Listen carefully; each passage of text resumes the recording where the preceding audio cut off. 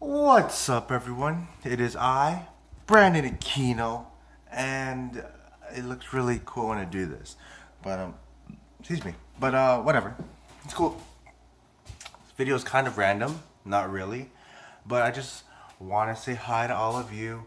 To those who are watching this vlog for the first time, you might not understand it because I'm going to be talking about um, Time Dilemma.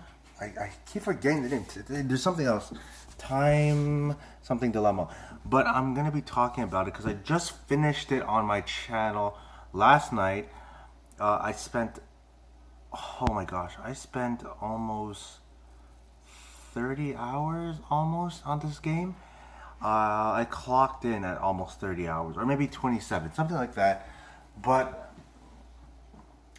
last night I just went on a 7-hour straight binge of live streaming that game just because I wanted to get it done. I wanted to see the resolution. I wanted to see if the story is really that good as many people say it is. And I can tell you 100% for me, is that something in my hair? My hair is in my hair.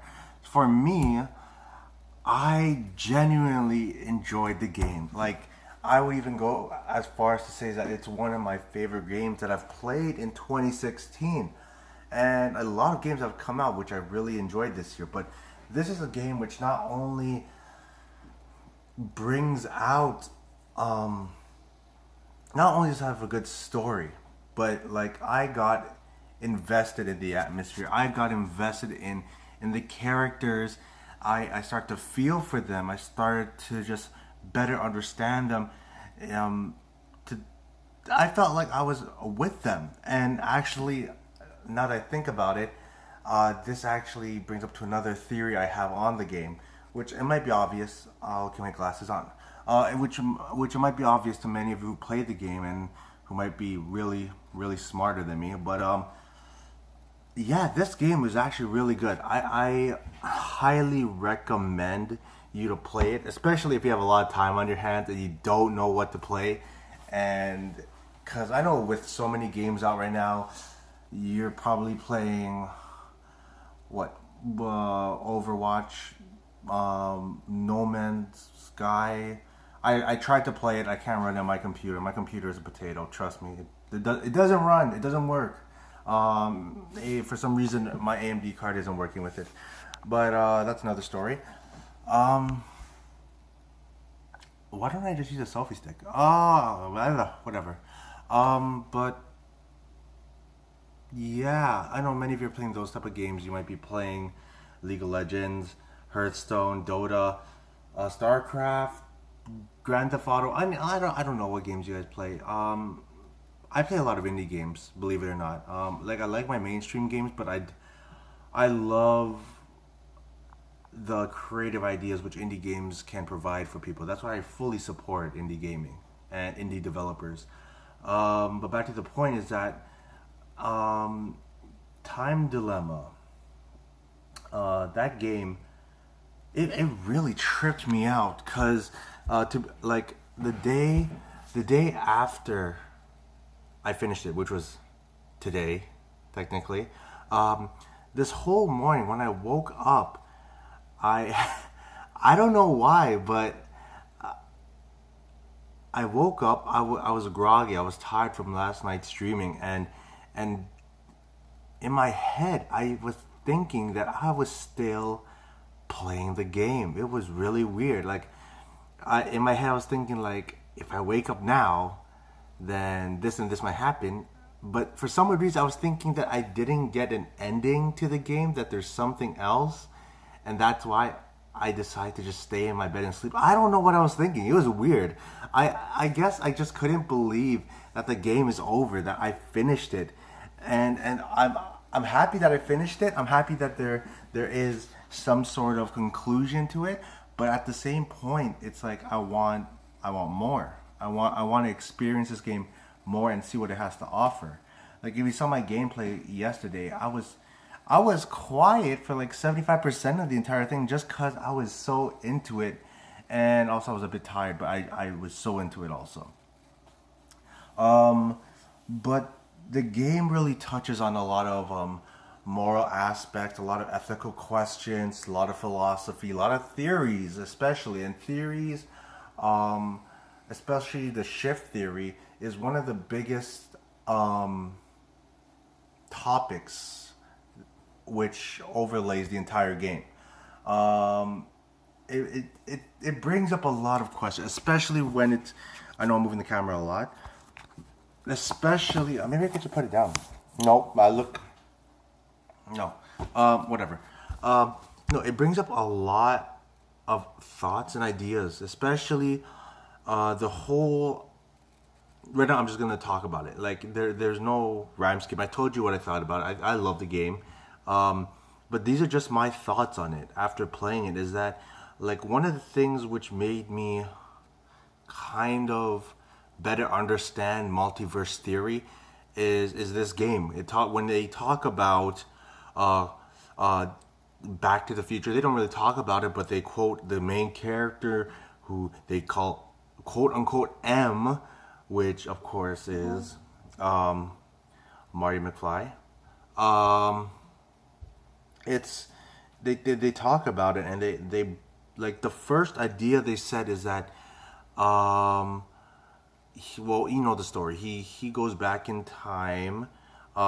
He almost gets it on with his mom. Goes back to the future and changes a few things in the past, and one small change caused a dramatic change in the future.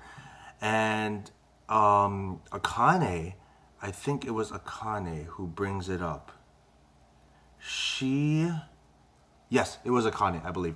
She brought up the question of what happened to the Marty. I'm saying Morty because I'm real. I'm thinking of Rick and Morty. But what happened to M? I'll just call M. What happened to M in the future, which the original M went to? Okay, wow, this is okay. M1, M2. That's how they said. M1 is the original M. M2 is the future M, where it's like completely different. So what happened to M2? Now, the theory which I fully understood is that when M1, when he changes the past, he pretty much takes over M2 and erases the past memories that M2 had in his life, and pretty much M1's memories overwrite. So that's why he can't really remember what happened throughout M2's life, but M1 remembers everything, like the whole changing of the past, what he did, but he doesn't know the life of that M2 lived. That's what I thought. That's one theory which they brought up, and I thought that's the only theory which makes sense. But they bring up another theory which really blew my mind, is that one idea is that when M1 goes to the past and goes to the new future, M2 is going to the past and creating the future which M1 has. So it's like they switch places in a way. And in a way, and like I think about this, and it brings up the idea that when we change the future, or not saying that we can technically go back in time per se, but when someone changes the future or the past, their alternate selves, there is a theory that their alternate selves is doing the same thing that you're doing, but the opposite. So it hit me, and I'm like, okay, I kind of understand. I see where that's coming from, but the where this is better rectified, which is where this is better rectified in the game of Time Dilemma, is that in the end, this is going to be a big spoiler alert, just letting you know, in the end, they have to make a decision to shift or to switch places with themselves in the past, where none of this ever happened. Now, of course, they can choose to switch to the past, or they can choose and die where they are at the moment.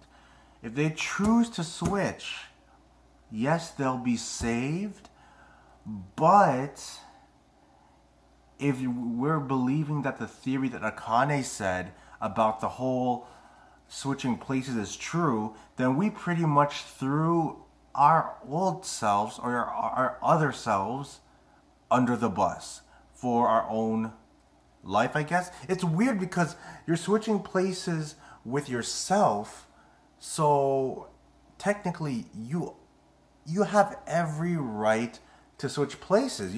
This is your life.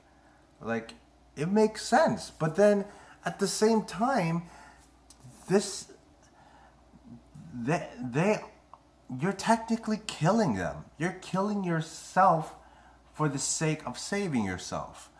And you can actually it just it it questions to it begs a question of whether or not you are the original or you're the fake.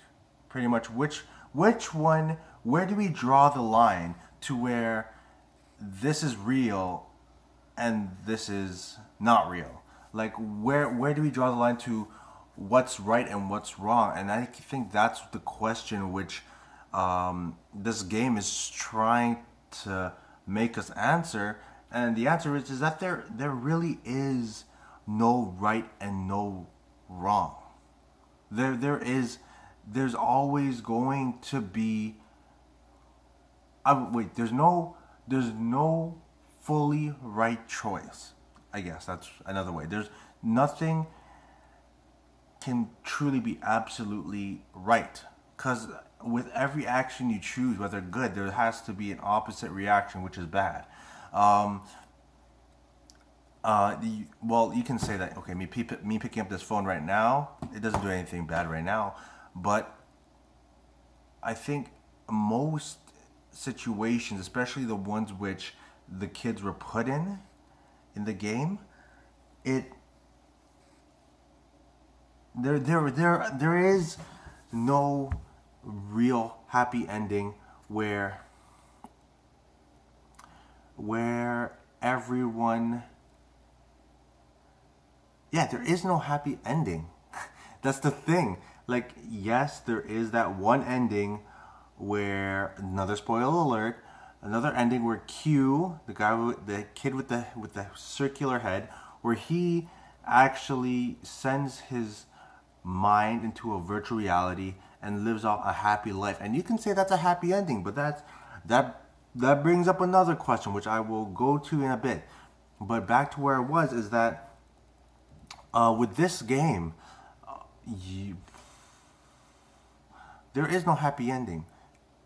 Like, you can look at the ending, like the last ending you can achieve, and say that, hey, they all survived, nobody died. Like, there's nothing wrong with that. But then you think about it and you realize that them all surviving is only going to lead to humanity's extinction. The main villain, Zero, he believed that he can sacrifice 6 billion people and save 2 billion. And he believes that the ends justify the means. Or something, is that how you say? The ends justify the means? Yes, I think that's what it is. But he believed that if he's able to save at least 2 billion, then it doesn't matter, right? It doesn't matter if 6 billion, 5 billion people have to die in the process. And the main characters don't believe that. The protagonists believe that it is better to try and fight for a future where everyone lives. And there is that possibility. But I feel like there is always going to be an end to every branch. There is no infinite branch that you see, especially in this game. There's always going to be an ending, and no ending is fully happy. There is no ending where where there is no consequences, where no one gets hurt, where no one dies. If you want a happy ending, quote unquote happy ending, there's going to be so much trials, so many problems that you're going to face. And sometimes by the end of it, you might not even think it's a happy ending. You're going to see it like, oh my gosh, I did all of this, and yet, was it really worth it? And this is where the journey matters more than the end result, as many people say. But that's one of the things which I thought of, which blew my mind. And I'm like, yeah, there is no happy ending in that game. I can't say about like everyday life. I can't say there's no happy ending, but in that game, there isn't, because in the end, it ends with a cliffhanger, because you don't know what happens. And yeah, let me see. Another point which they brought up is or another question of being alive. I say is like, are you okay if you had the choice to put your mind into this virtual reality and say you can live there for the rest of your life, is it better to do that, or is it better to just have a complete death and just die? Because you think that being in a virtual reality, it'll be nice, but at the same time, it's not real. Like, none of it is real. Everything in that reality is fake, unless you start to believe it's real. It's kind of like the whole Inception movie, where you go so deep into these dreams that you start to believe that these are real. You start to feel for these things, but then it you ask yourself, is like, is this what happiness really is? Is that all it is? Is just a bunch of memories which we collect from everyday life in order to better fuel ourselves with all this goodness, I would say? Like, is this really all worth it? Or should you just come to the point where it's like, yes, I really can't feel complete unless I die. And I can kind of see that, because if you live a life where it's not real, everything you do is just in vain. If you live a life that's full of trials and it's real, then at least you know that it mattered. It meant something, because in a computer world, there's only you all. What are you trying to do? You're just, instead of like making people happy in the real life, instead of going through all these friendships and relationships, instead of going through trial and error, you're in a virtual reality where everything is governed by numbers. Everything is fake. It's just pixels. It's not real. And that's something which many people believe, that, oh, if I was in the world like in Sword Art Online, or if I was in this or so world on this video game, that everything would be great, everything would be perfect, that my life would be amazing, that I can live there forever. And you look at that and it's like, why would you ever want to be stuck in a world like that, where none of it is real? None of it. You go on, like, you look at many of these YouTube channels, you look at all these people on Facebook, on Twitter, and you see how amazing their life is. But for the majority of it, many of them, it's not real. It's just a temporary thing.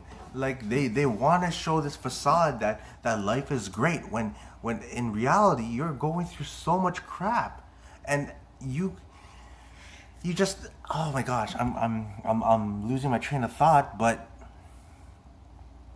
it's not worth it to just, it's not real, especially if you know that you live in this virtual world. It's not real.